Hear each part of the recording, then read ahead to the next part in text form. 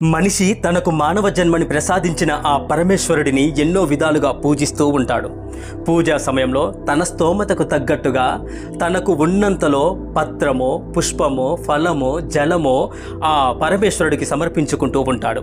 ఈ విధంగా సమర్పించడం కృతజ్ఞతా భావం అయితే కావచ్చేమో కానీ అసలు నిజంగా మనిషి పరమేశ్వరుడికి, ఆ భగవంతుడికి సమర్పించగల శక్తిమంతుడేనా? నిస్సందేహంగా ఎంత మాత్రము కాదనే చెప్పవచ్చు. ఈ సకల సృష్టి అంతా ఆ పరమేశ్వరుడిదే కదా. అలాంటి పరమేశ్వరుడికి భక్తుడు ఇచ్చే కానుకలు అత్యల్పమైనవే.